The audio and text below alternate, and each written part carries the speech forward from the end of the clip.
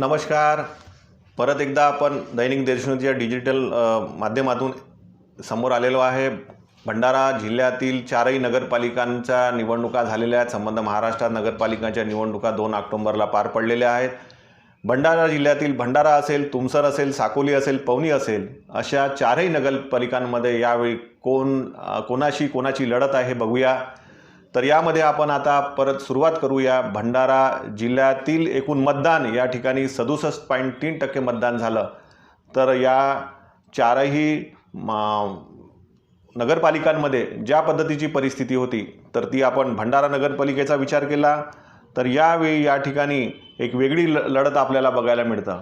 आणि खऱ्या अर्थाने भंडारा नगरपालिकेमध्ये एकूण 62.68% मतदान झालं. म्हणजे ही जी आकडेवारी आहे ती अत्यल्प आहे. म्हणजे भंडारा नगरपालिकेमध्ये यावेळी मतदार हा म्हणजे उत्साहित नव्हता मतदान करण्यासाठी. अगदी शेवटच्या घटकेपर्यंत बरेचसे लोक कुठे थांबून होते आणि जी टक्केवारींची सुरुवात होती सुरुवातीपासूनच म्हणजे सकाळपासून ज्या पद्धतीची टक्केवारी होती ती बघण्यासारखी होती. तर अशा परिस्थितीमध्ये भंडारा नगरपालिकेचं काय चित्र राहील म्हणजे या ठिकाणी जर आपण लढतीचा विचार केला तर या ठिकाणी बरेच दिग्गज या ठिकाणी यावेळी म्हणजे मैदानात उतरलेले होते. अनेक मोठ्या नेत्यांच्या या ठिकाणी सभा झाल्या. खुद्द म्हणजे महाराष्ट्राचे मुख्यमंत्री देवेंद्र फडणवीस असतील तर त्यासोबतच या ठिकाणी नाना पटोले असतील, त्यानंतर प्रफुल्लभाई पटेल जे आहेत राष्ट्रवादीचे नेते ते सुद्धा या ठिकाणी प्रचारसभा घ्यायला आले होते. बावनकुळे असतील. तर आता भंडारामध्ये खुद्द आमदार नरेंद्र भोंडेकर यांच्या पत्नी डॉक्टर अश्विनी भोंडेकर ह्यासुद्धा यावेळी मैदानात होत्या शिवसेना शिंदे गटाकडून पक्षाकडून. तर त्यासोबतच या ठिकाणी जयश्री बोरकर काँग्रेसकडून होत्या आणि यासोबतच या ठिकाणी ज्या भाजपकडून मधुरा मदनकर ह्यासुद्धा मैदानात होत्या आणि त्यासाठी बरीच मेहनत या सर्व नेत्यांनी घेतली. राष्ट्रवादी काँग्रेस पक्षाकडून त्या ठिकाणी ज्या साखरकर आहेत सुषमा साखरकर, सुनील साखरकर यांच्या पत्नी त्या होत्या. पण यावेळी ज्या पद्धतीने या ठिकाणी जी टक्केवारी आहे 62.68 यामध्येच बरेचसं गुपित विजयाचं लपलेलं आहे. कारण ज्या पक्षांनी जर व्यवस्थित या ठिकाणी नियोजन केलेलं असेल, या ठिकाणी ज्या बूथवर प्रत्येक बूथनिहाय काम केलं असेल, त्यांनी त्या ठिकाणातून वोटिंग काढून घेतलेली असेल तर अशा पक्षाचं विजयश्री या ठिकाणी होण्याची शक्यता आहे. कारण जेव्हा एखाद्याचं नियोजन चांगलं असलं तर त्याचा इफेक्ट जो आहे तो या निवडणुकीच्या निकालावर दिसून येईल अशी परिस्थिती भंडाऱ्यामधली आहे. म्हणजे काही मतदारांनी म्हणजे वेगळ्या पद्धतीचं चित्र या ठिकाणी आपण बघितलं होतं. संपूर्ण शहरामध्ये यावेळी म्हणजे भोजनाचा ज्या पद्धतीचा विषय झाला, अनेक पद्धतीचे म्हणजे या भंडाऱ्यातली हाय प्रोफाईल निवडणूक समजल्या गेली. इथे खुद्द IG जे आहेत ते या ठिकाणी दाखल झालेले होते निवडणुकीच्या दिवशी, मतदानाच्या दिवशी. त्यांनी काही स्लम भागातील मतदान केंद्रांना भेटी दिल्या आणि या ठिकाणी कुठलीही घटना घडू नये उचित म्हणजे तरी शांततेच्या वातावरणामध्ये भंडाऱ्याचं नगरपालिकेचं निवडणूक पार पडली. तर यामध्ये ज्या पक्षांचं नियोजन आहे अशा पक्षांमध्ये लढत दिसत आहे. मग या ठिकाणी असेल तुमचं या ठिकाणी स्वतः सांगायचं म्हणजे काँग्रेस आणि शिवसेना आणि भाजप अशा तिहेरी लढत या ठिकाणी दिसत आहे. आणि त्या मागोमाग सुषमा साखरकर ह्यासुद्धा या लढतीमध्ये आहेत. तर आता 21 तारखेला सुप्रीम कोर्टाने सुद्धा शिक्कामोर्तब केला की 21 तारखेलाच गणना होईल. तर त्या दिवशी आपण बघूया की काय रिझल्ट येतं. पण सध्या तरी ज्याचा या नियोजन व्यवस्थित होतं तोच या ठिकाणी बाजी मारेल हे सुद्धा या ठिकाणी सांगण्यासारखं वाटतं. आता आपण येऊया तुमसरमध्ये. तुमसर नगरपालिकेचे चित्र होतं यावेळी ते अत्यंत वेगळं होतं. कारण या ठिकाणी 2 महत्त्वाच्या पक्षांमध्ये मोठ्या नेत्यांनी च्या नेतृत्वात बंडखोरी करण्याचं काम तुमसरमध्ये झालं. आणि त्या ठिकाणी जसं बघितलं असेल तर राजू कारेमोरेंनी राष्ट्रवादी काँग्रेस पक्षाचे अभिषेक जे कारेमोरे अधिकृत उमेदवार होते त्यांना शह देण्यासाठी एक अपक्ष उमेदवार उभा केलेला होता सागर गबणे. आणि स्वतः आमदार राष्ट्रवादी काँग्रेस पक्षाचे राजू कारेमोरे आहेत ते याच्यासोबत रॅलीमध्ये सुद्धा फिरलेत.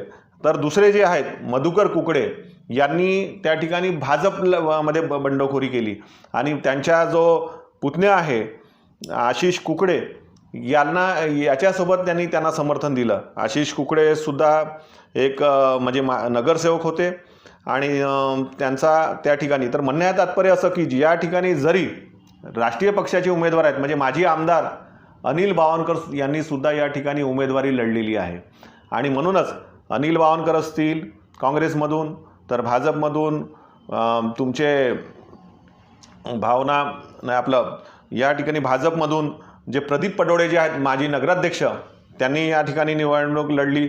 तर यांना प्रदीप पडोळे यांना आशिष कुकडे यांचा त्या ठिकाणी बंडखोरीचा सामना आणि त्या ठिकाणी करावा लागलेला आहे. मी अभिषेक कारेमोरे संदर्भात सांगितलंच की राकाचे जे आहेत त्यांना सागर गबने यांचं तर शिवसेना शिंदे गटाकडून कल्याणी भुरे व शरद पवार गटाकडून नागफासे असे हे उमेदवार या ठिकाणी जरी उभे होते पण खऱ्या अर्थाने अपक्षसुद्धा तुमसर नगरपालिकेमध्ये यावेळी चर्चेत आहेत आणि फाईटमध्ये आहेत असं म्हणायला काय हरकत नाही. म्हणजे या ठिकाणी जर म्हणजे काँग्रेस असेल भाजपा असेल आणि राष्ट्रवादी असेल तर यासोबतच या ठिकाणी 2 अपक्ष जे आहेत हे महत्त्वाचं या ठिकाणी समीकरणामध्ये आहेत आणि स्पर्धेत आहेत हे सुद्धा या ठिकाणी सांगावंसं वाटतं. एकूण तुमसरचं जेव्हा मतदानाचा विचार केला तर या ठिकाणी 70.36 म्हणजे एकदम व्यवस्थित मतदान झालेलं आहे. म्हणजे एकूण 27,973 मतदारांनी या ठिकाणी आपलं मतदान केलेलं आहे. तर बघूया की आता या ठिकाणी राजू कारेमोरे असतील किंवा माजी खासदार आणि 3दा आमदार राहिलेले मधुकर कुकडे यांचा पुतण्या असेल किंवा खुद्द माजी आमदार जे आहेत अनिल बावनकर असतील किंवा मग माजी नगराध्यक्ष राहिलेले अभिषेक कारेमोरे असतील किंवा माजी नगराध्यक्ष राहिलेले प्रदीप पडोळे असतील तर यामध्ये कोण बाजी मारतं. पण तुमसरचं राजकारण यावेळी वेगळ्या दिशेला होतं हे सुद्धा या ठिकाणी सांगावंसं वाटतं. आता आपण वळूया तर पवनीकडे. पवनीचं पण चित्र काही वेगळं होतं. पवनीमध्ये सांगण्याचं झालं तर या ठिकाणी एक पवनीमध्ये एकूण 73.54 म्हणजे एकदम व्यवस्थित असं मतदान झालं. म्हणजे भंडारा जिल्ह्यातील जी काही नगरपालिका आहेत त्यामध्ये सर्वाधिक मतदान होणारी ही नगरपालिका पवनी ठरलेली आहे आणि या ठिकाणी एकूण 16,378 मतदारांनी आपला मतदानाचा हक्क बजावला.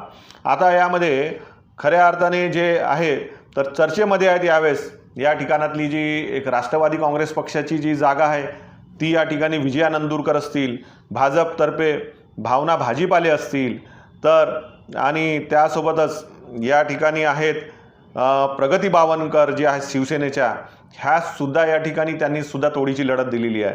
एकीकडे असं बोललं जातं की शिवसेना शिंदे आणि या ठिकाणी राष्ट्रवादी काँग्रेस आणि भाजप अशी ही लढाई असेल म्हटलं जातं. पण त्याचबरोबर या ठिकाणी शालिनी नंदन धरणे सुद्धा या ठिकाणी चर्चेत आहेत. म्हणण्याचं तात्पर्य असं की ही जी लढत आहे पवनीमधलं समीकरणसुद्धा या ठिकाणी बघण्यासारखं असेल आणि म्हणूनच यावेळी ज्या पद्धतीचं एक चित्र या ठिकाणी पवनीत तयार झालं तर हे सुद्धा 21 तारखेला आपल्याला काय निर्णय त्या ठिकाणातून मिळतो. पण सध्या तरी हे उमेदवार या ठिकाणी स्पर्धेत आहेत हे सांगावंसं वाटतं. आणि दुसरं आपण आता साकोलीमध्ये जाऊया.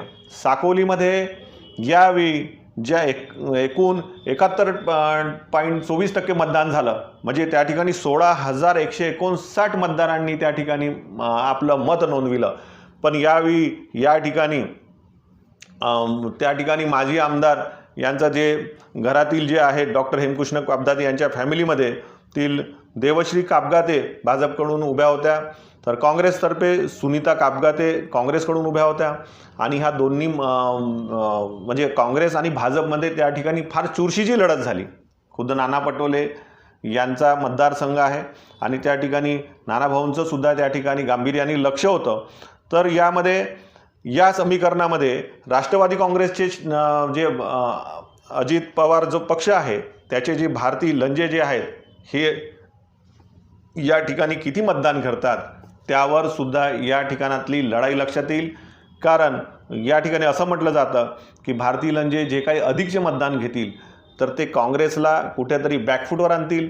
तर असा चित्र आहे. तर त्या ठिकाणी काँग्रेस वर्सेस भाजप असा जरी चित्र असलं पण कोण कोणाचे मतदान किती घेतं आणि त्यावरून या ठिकाणातलं एक विषय राहील ते. आणि या ठिकाणी सुद्धा शिवसेना शिंदे गटाकडून वंदना पोहाने सुद्धा या ठिकाणी उपस्थित म्हणजे त्यांनी सुद्धा उमेदवारी लढलेली आहे. पण ज्या चर्चेमधले जे काही आहेत तर हे आपण या ठिकाणी या नावांचा या ठिकाणी प्रॉपर उल्लेख केलेला आहे. तर अशा पद्धतीने भंडारा नगरपालिका यावेळी एक वेगळ्या विषयावरून होती. जसं भंडाऱ्याची नगरपालिकामध्ये सुद्धा ज्या पद्धतीचा हायटेक प्रचार झाला, काही ठिकाणी तर उमेदवारांना म्हणजे पैसे वाटप करताना सुद्धा त्या ठिकाणी काही लोकांना पकडलं गेलं. म्हणजे स्वतः बूथच्या आजूबाजूला सुद्धा या ठिकाणी पैसे वाटपचं काम केलं जात होतं. अशा पद्धतीचे गालबोटसुद्धा या निवडणुकीत लागलेले आहेत.